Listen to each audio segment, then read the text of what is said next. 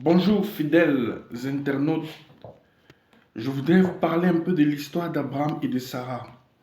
Dans Genèse chapitre 18, l'Éternel avait parlé à Abraham dans les chaînes de Mamré.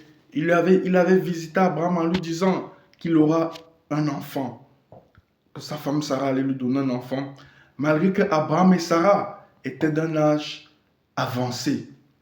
Cela veut dire qu'en réalité, rien n'est impossible à Dieu.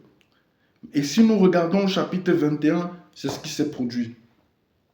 Je vais lire le chapitre 21. L'Éternel intervint en faveur de Sarah comme il avait dit.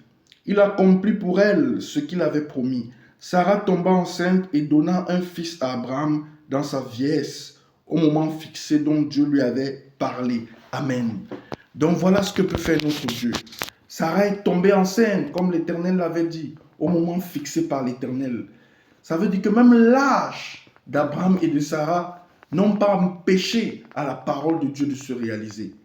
Chers frères et sœurs, la parole de Dieu est plus puissante que tout. Et lorsqu'elle sort de la bouche de Dieu, elle ne repart jamais à lui sans accomplir la mission pour laquelle elle est sortie. Nous dit Isaïe chapitre 55, verset 11.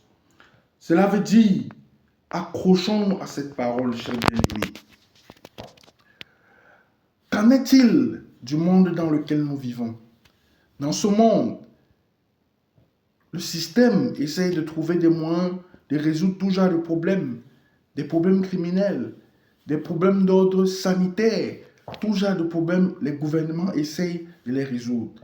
Mais sachez quelque chose, les méthodes de résolution de Dieu seront toujours exceptionnelles et seront toujours incroyables. Parce que notre Dieu n'est pas régi par notre temps.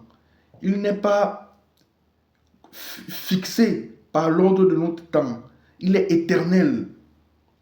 De la même manière, sa manière d'opérer, ses méthodes d'agir sont des méthodes aussi extraordinaires.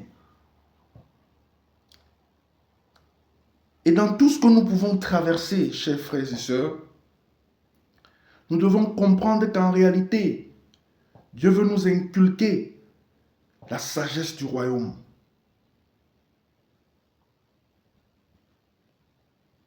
Parce qu'il veut nous dire quelque chose, il veut nous parler. C'est à nous d'être attentifs à la voix du Saint-Esprit. Et il fait aussi toutes choses pour se glorifier. Donc gardons tout cela en esprit. Nous servons le Maître de l'univers, à qui rien n'est impossible. C'est le court message que je voulais partager avec chacun d'entre vous. Et de la même manière que Dieu s'est souvenu d'Abraham et de Sarah, Dieu se souvient aussi de vous, chers frères et sœurs. Quelles que soient les difficultés que vous êtes en train de vivre, du moment où Dieu vous donne une parole, sachez que cette parole viendra à l'existence. Ce qu'il a dit se réalisera. Et c'est tout cela qui fait aussi partie de l'attachement à Dieu. Cela vous pousse à vous attacher à Dieu.